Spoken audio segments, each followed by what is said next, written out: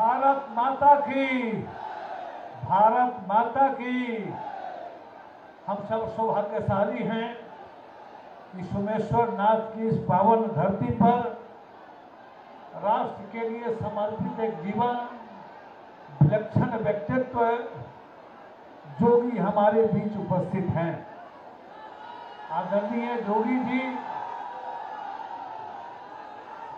का जीवन राष्ट्र की सेवा में भारत माता को परम वैभव की चोटी पर पहुंचाने के लिए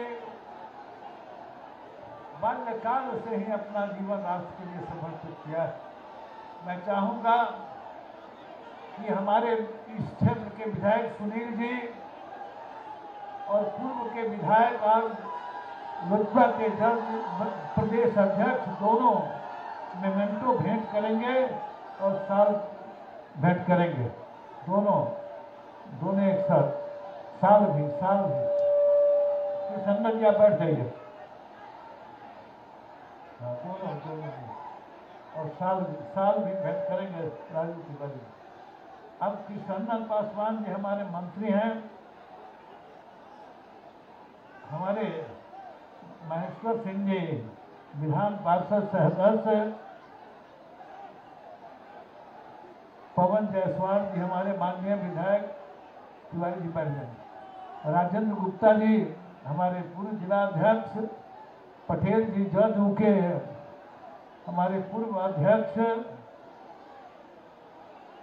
हम सब निश्चित रूप से बहुत बेचैन थे, आपका यहाँ आना था, लेकिन हेलीकॉप्टर को जो कनेक्ट किया पहले सुगौली की सभा में चले गए। आप सब 12 बजे से यहाँ हैं। मैं आप सबसे माफी मांगते हुए आदरणीय जोगी जी को आमंत्रित करता हूँ कि आप आइए और यहाँ की जनता का मार्गदर्शन करिए। भारत माता की।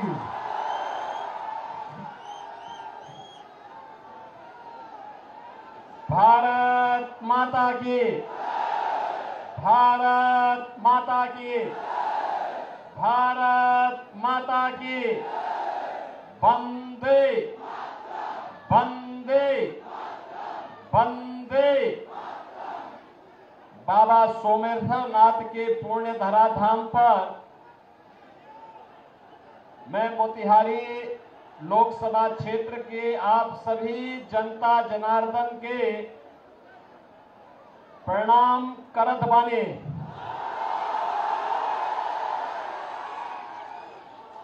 सदा नीरा नारायणी का आशीर्वाद आज सब पर बनल रहे। सत्याग्रह के संघर्ष भूमि माननीय प्रधानमंत्री श्री नरेंद्र मोदी के स्वच्छाग्रह के अभियान भूमि के नमन बा। जननायक भारत रत्न कर्पूरी ठाकुर को विनम्र श्रद्धांजलि। मंच पर उपस्थित भारतीय जनता पार्टी के लोकप्रिय सांसद और फिर से लोकसभा क्षेत्र के प्रत्याशी पूर्व केंद्रीय मंत्री राष्ट्रीय उपाध्यक्ष श्री राधा मोहन सिंह जी, बिहार सरकार के मंत्री श्री कृष्ण नंदन पासवान जी, माननीय विधायकगण श्री सुनील मणि तिवारी जी, पवन जायसवाल जी, लोजपा के अध्यक्ष श्री राजू तिवारी जी, विधान पार्षद श्री महेश्वर सिंह जी, विधायक श्रीमती शालिनी मिश्रा जी, भाजपा के नेता श्री शंभू शाह जी, राजेंद्र गुप्ता जी, रतन पटेल जी, अनिल राय जी और भारी संख्या में उपस्थित लोकसभा क्षेत्र मोतिहारी के मेरे सभी उपस्थित बहनों और भाइयों, बाबा सोमेश्वर नाथ की इस पावन धरा को नमन करते हुए मैं आप आप सबका हृदय से अभिनंदन करता हूं, स्वागत करता हूं। और मुझे बताया गया कि आप लोग 12 बजे से यहां आए हैं। बहनों और भाइयों, पिछले 5 घंटे से इंतजार करते करते और आपके अंदर जो उत्साह है, इस उत्साह को सचमुच मैं अभिनंदन करता हूं। इसके लिए मैं आपका हृदय से आभार व्यक्त करता हूं और इसके लिए मैं राधा मोहन बाबू को कहूंगा कि चुनाव के बाद इन लोगों को अयोध्या धाम का दर्शन जरूर कराना। मैं इनका स्वागत करूंगा। बहनों और भाइयों, बिहार की धरती तो हमारे लिए माता जानकी के मायके के नाते ननिहाल जैसा है और इसीलिए उत्तर प्रदेश और बिहार उसी भाव के साथ, एक आत्मीय संबंधों के साथ हजारों वर्षों के से जुड़ा हुआ है। मुझे जब भी बिहार आना होता है मुझे बहुत अच्छा लगता है, आत्मा अभिभूत होती है और आपके उत्साह को देख करके मुझे और भी आनंद की अनुभूति होती है। आज जब लोकसभा का चुनाव चल रहा है, छठे चरण का आज अंतिम चुनाव प्रचार का दिन है। आज सुबह सुबह मुझे पहले पुरी जाना पड़ा, वहां से फिर एक और लोकसभा सीट पर जाने के बाद मैं यहां आ रहा था, हेलीकॉप्टर दूसरी सीट पर चला गया। लेकिन दोनों स्थानों पर मुझे प्रचार करने के लिए आना था। अभी आपके बीच में आया हूं, लेकिन मैं आपसे कह सकता हूं कि 5 चरणों के चुनाव देश के अंदर हुए हैं। अब तक मुझे 12 राज्यों में जाने का अवसर प्राप्त हुआ है और बहनों और भाइयों, मैं कह सकता हूं कि मोदी जी के समर्थन में पूरे देश के अंदर एक लहर अब मोदी सुनामी के रूप में बदल चुकी है। चारों ओर एक ही नारा गूंज रहा है, हर ओर एक ही स्वर है, हर एक नागरिक के मन में एक ही संकल्प है और वह स्वर और संकल्प है, वह नारा है कि फिर एक बार और अब की बार 400 पार। तो ये आरजेडी और कांग्रेस के लोगों को चक्कर आने लगता है 400 पार का नारा सुन करके, क्योंकि दोनों मिलकर के भी 400 सीटों पे चुनाव नहीं लड़े। और ये लोग कहते हैं कि 400 पार कैसे होगा, तो जनता जनार्दन कहती है, जनता जनार्दन एक ही बात कहती है कि राम भक्त ही राज करेगा दिल्ली के सिंहासन पर। और मोदी जी परम राम भक्त जो है, इसलिए मोदी जी फिर से प्रधानमंत्री बनेंगे। ये कहते कैसे, तो जनता जनार्दन की ओर से आवाज आती है कि जो राम को लाए हैं।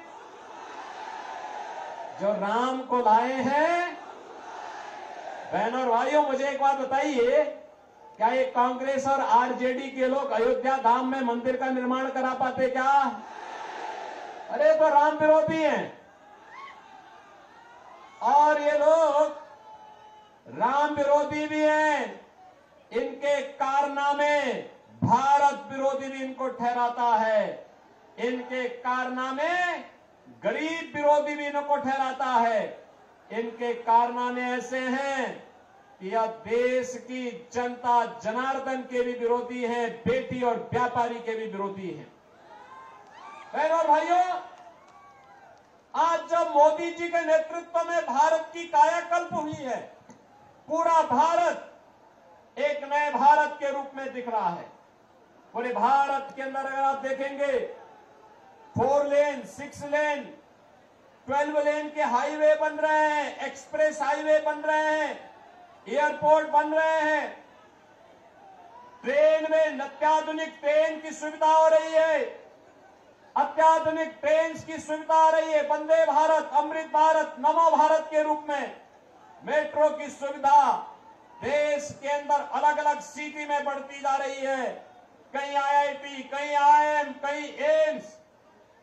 कहीं पे 1 डिस्ट्रिक्ट 1 मेडिकल कॉलेज, कहीं पे IIIT, कहीं पे NIT, कहीं पे कृषि विश्वविद्यालय, और केंद्र में रह करके राधा मोहन बाबू ने तो यहां पे कृषि की आधुनिक तकनीक का एक केंद्र ही इस क्षेत्र को बनाने का काम किया है।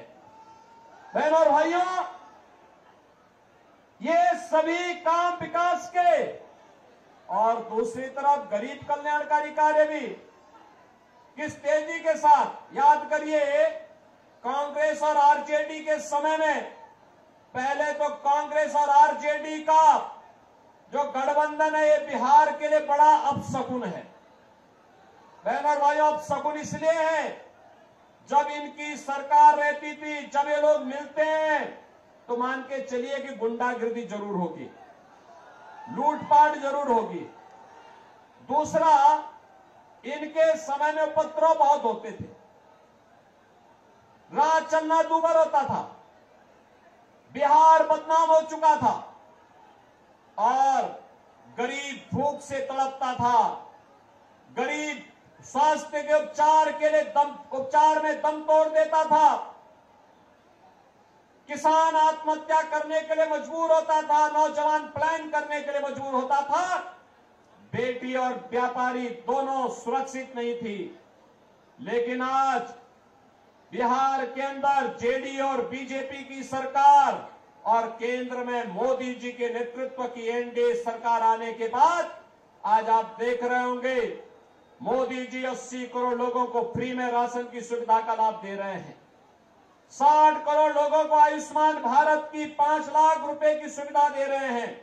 और मोदी जी ने घोषणा की है कि फिर एक बार मोदी सरकार जब 4 जून को बढ़ेगी तो 70 वर्ष से ऊपर के हर एक बुजुर्ग को 5 लाख रुपए की आयुष्मान भारत की सुविधा प्रतिवर्ष उपचार के लिए उपलब्ध करवाएंगे। बहनों और भाइयों, किसान को किसान सम्मान निधि, हर गरीब के घर में शौचालय, हर गरीब के घर में रसोई गैस का कनेक्शन, और मोदी जी ने घोषणा की है कि अभी 10 वर्ष में 4 करोड़ गरीबों के मकान बने हैं, और अगले 5 वर्ष के अंदर बाकी जितने भी गरीब बचे होंगे, जिनके पास अपना मकान नहीं होगा या कच्चा मकान होगा, झोपड़ी होगी, उन सबको एक एक मकान उपलब्ध करवाने का काम करेंगे। बहनों और भाइयों, एक तरफ विकास और दूसरी तरफ अयोध्या में रामलला का मंदिर। याद करिए, जब अयोध्या में राम मंदिर का आंदोलन चल रहा था, ये जितने बुजुर्ग लोग हैं, अधेड़ उम्र के लोग हैं, ये उस समय जवान हुआ करते थे, तब नारा लगाया करते थे कि रामलला हम आएंगे, मंदिर वहीं बनाएंगे, रामलला हम आएंगे। बहनों और भाइयों, आप याद करिए, आज से 25 साल 30 साल पहले ये नारे लगते थे, ये नारे गूंजते थे, हर एक ओर गूंजते थे। तब कांग्रेस के लोग, आरजेडी के लोग कहते कभी नहीं पूरा कर पाएंगे, हंसते थे हम लोगों पे। आखिर आज अयोध्या में तो राम मंदिर बन गया ना, कोई संदेह है क्या? अयोध्या में राम मंदिर में कोई संदेह है क्या? अब तो बन गया है ना। कितने लोग आप में से अयोध्या गए? इधर 22 जनवरी के बाद कितने लोग गए हैं? मैं राधा मोहन बाबू से कहूंगा, इन लोगों को चुनाव के बाद एक बार अयोध्या अंदर दर्शन कराने के लिए अयोध्या धाम लेकर के आ जाएंगे। आज आप अयोध्या जाएंगे, आपको नई अयोध्या नजर आएगी, ऐसी अयोध्या नजर आएगी, लगता है साक्षात भगवान राम प्रकट होकर के अपनी कृपा बरसा रहे हो।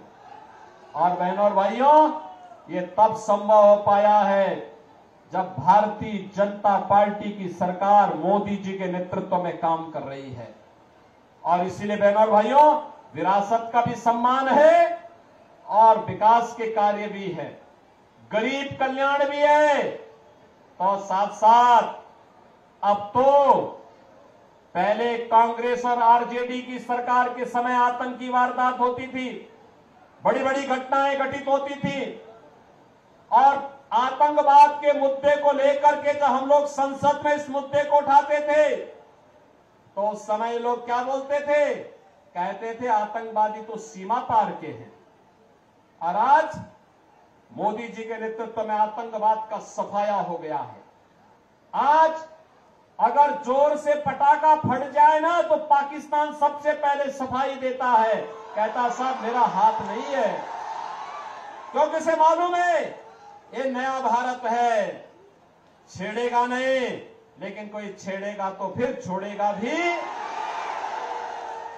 इसीलिए आज पाकिस्तान अपने को बचाव की मुद्रा में रखता है, लेकिन ये कांग्रेस और आरजेडी के लोग हैं, ये मानने वाले नहीं हैं। कह रहे हैं पाकिस्तान के खिलाफ मत बोलो, उसके खिलाफ, उसके पास एटम बम है। हमने कहा पाकिस्तान से बड़ा एटम बम हमारे पास है, चिंता मत करो। अरे कंगाल पाकिस्तान क्या भारत को धमकी देगा? भारत 80 करोड़ लोगों को फ्री में राशन दे रहा है और पाकिस्तान में कुल 23 करोड़ की आबादी भूखों मर रही है। और मैं तो कहूंगा जो पाकिस्तान का राग अलापते हैं वे कृपया पाकिस्तान चले जाएं, भारत पे बोझा मत बने। जाए वहां पे, भीख मांगना पड़ेगा, कोई भीख भी नहीं देगा वहां पे। बहनों और भाइयों, मैं आज आपके पास केवल 2 मुद्दों पर चर्चा करने के लिए आया हूं। एक और मोदी जी के नेतृत्व में आत्मनिर्भर और विकसित भारत की बात हो रही है, और दूसरी तरफ कांग्रेस और आरजेडी की जो सरकार, जो लोग गठबंधन के लोग, इनका जो गठबंधन है, इंडी गठबंधन, इनके लोग सरकार बनाने के लिए भी जनता के बीच में अपने मैनिफेस्टो को लेकर के आए हैं। अगर आप उनके मैनिफेस्टो को देखेंगे आपको लगेगा कि मैनिफेस्टो मुस्लिम लीग की कारस्तानी लगती है। लगता ही नहीं कि कांग्रेस जैसे देश के सबसे पुराने राजनीतिक दल का यह मैनिफेस्टो होगा।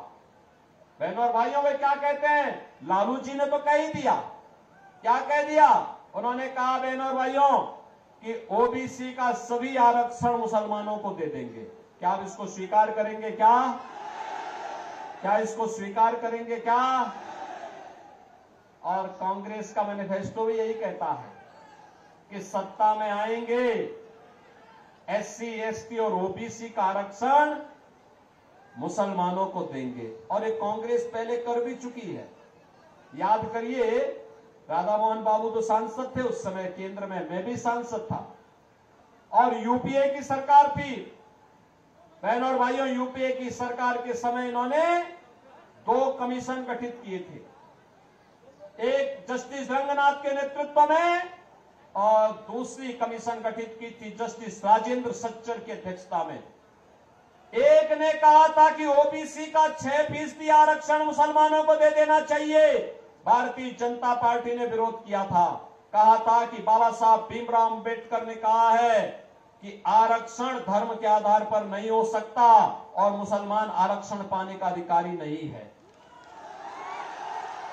और सच्चर कमेटी ने कहा था कि मुसलमानों की कुछ जातियों को अनुसूचित जाति में शामिल कर देंगे तो उसको भी आरक्षण मिल जाएगा। भारतीय जनता पार्टी ने विरोध किया था, कहा था कि ये प्रस्ताव ही दलित विरोधी है। बहनों और भाइयों, आज मैं आया हूं आपसे कहने के लिए, एक तरफ आपके आरक्षण पर सेंध लगाने की तैयारी आरजेडी और कांग्रेस कर चुकी है, लेकिन भारतीय जनता पार्टी इनके मंसूबों को पूरा नहीं होने देगी। और दूसरी तरफ इनका जो मैनिफेस्टो है वह कुछ अन्य खतरनाक बातें करता है। खतरनाक बात, ये कहते हैं हम विरासत टैक्स लगाएंगे। विरासत टैक्स का मतलब आप जानते हैं बहनों भाइयों? विरासत टैक्स का मतलब आपके पूर्वजों ने, आपके बाप दादों ने जो संपत्ति अर्जित की होगी, खेत लिया होगा, मकान लिया होगा, मकान बनाया होगा, बैंक में कुछ पैसा जमा किया होगा, कुछ जेवर लिया होगा, इसका ये लोग सर्वे करवाएंगे। और कांग्रेस और आरजेडी के लोग सर्वे करा करके फिर इसमें से आधा ले लेंगे। आप बताओ, आपके खून पसीना आपके बाप दादों का, आपके पूर्वजों का, और क्या आप इनमें इनको लूट मचाने की छूट देंगे क्या? और किस रूप में खतरनाक मनसा है? अगर आपके 2 कमरे का घर है, एक कमरा आपके लिए रखेंगे, दूसरे को कहेंगे भाई तो खाली करना पड़ेगा वरासत टैक्स के नाम पर, और वरासत टैक्स के नाम पर उसको खाली करवा करके किसी पाकिस्तानी, किसी बांग्लादेशी और किसी अफगानिस्तानी मुसलमान को दे देंगे। अरे क्या करने जा रहे हैं ये लोग? यानी वरासत टैक्स, ये औरंगजेब की आत्मा घुस गई है इनके अंदर, औरंगजेब की आत्मा। बहन और भाइयों, औरंगजेब मुगल काल का सबसे क्रूर बादशाह था। मुसलमान भी अपने पुत्र का नाम औरंगजेब नहीं रखता, क्योंकि औरंगजेब ने सबसे पहले अपने भाई की हत्या की, फिर अपने बाप को कैद करके एक एक बूंद पानी के लिए तरसाया था। अगर औरंगजेब की कारस्तानी देखनी है तो पटना की खुदाबख्त लाइब्रेरी में जाकर के पढ़िए। वहां पर इसका बाप शाहजहां, जिसने आगरा का ताजमहल बनाया था, शाहजहां कहता है कि किसी को औरंगजेब जैसा पुत्र न पैदा हो, क्योंकि इसने मुझे जीते जी एक एक बूंद पानी के लिए तरसाया है। वो कहता है इससे अच्छा तो हिंदू है, अपने बड़े बुजुर्गों का सम्मान करता है और मरने के बाद उन्हें श्राद्ध और पितरों को तर्पण देकर के उनकी तृप्ति करता है। बहन और भाइयों, औरंगजेब ने हिंदुओं पर एक टैक्स लगाया था, उसका नाम था जजिया कर। क्या नाम था? जजिया कर। और जजिया कर क्या था?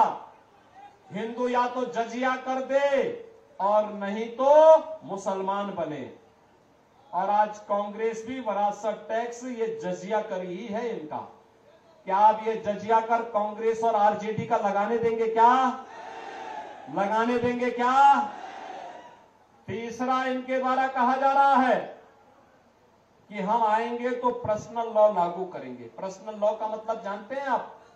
पर्सनल लॉ का मतलब तालिबानी शासन को फिर से लाना। बेटी स्कूल नहीं जा पाएगी, महिलाएं बाजार नहीं जा पाएंगी, बुर्के से बाहर नहीं निकल पाएंगे। कहां ले जाना चाहती है कांग्रेस और आरजेडी? बिहार को और देश को। और चौथी खतरनाक बात ये कहते हैं, अल्पसंख्यकों को खान पान की स्वतंत्रता देंगे।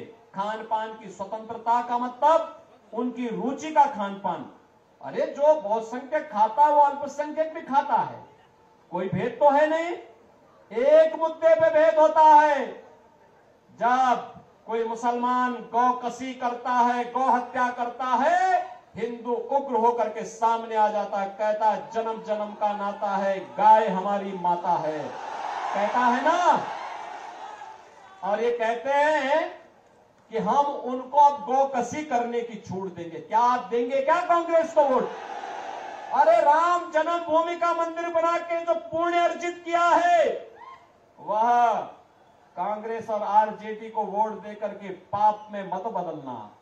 बहनों और भाइयों, मैं यही कहने के लिए आज आपके पास आया हूं। इसीलिए मैं आज आपके पास आया हूं कहने के लिए, राधा मोहन बाबू जैसा सीधा सरल,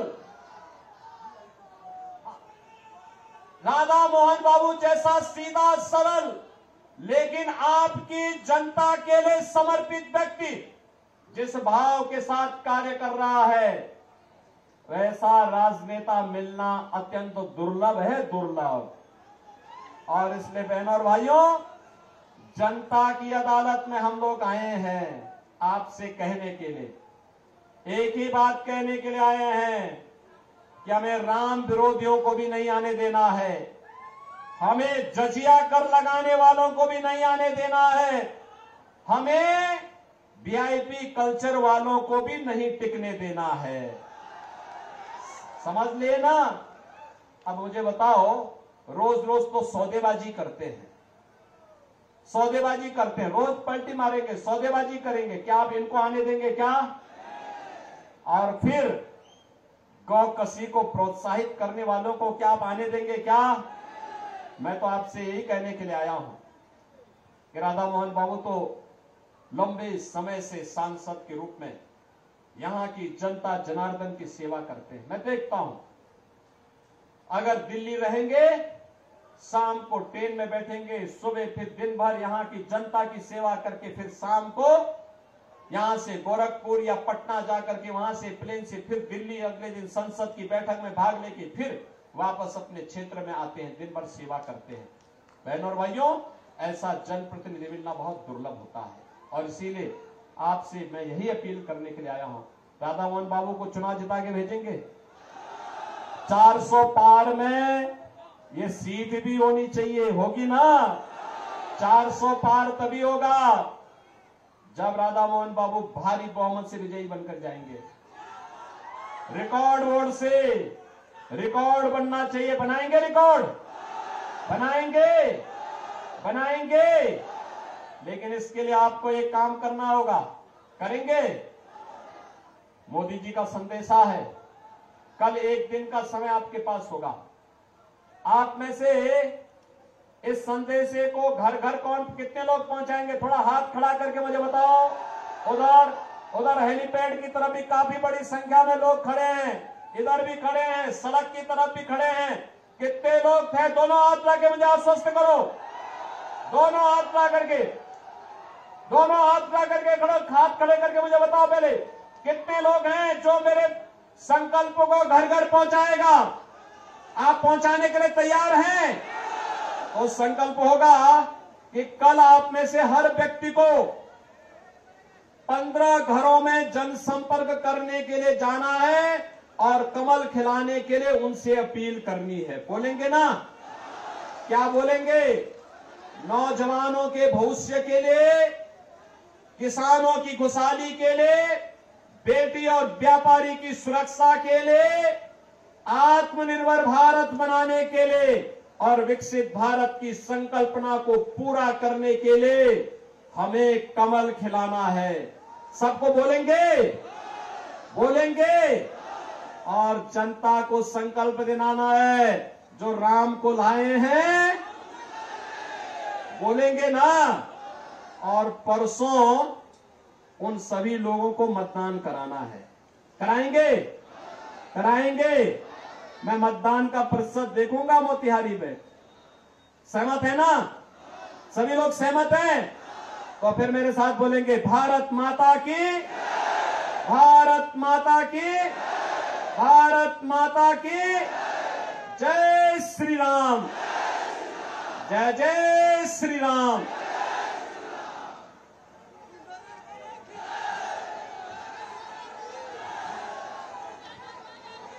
भारत माता की, भारत माता की।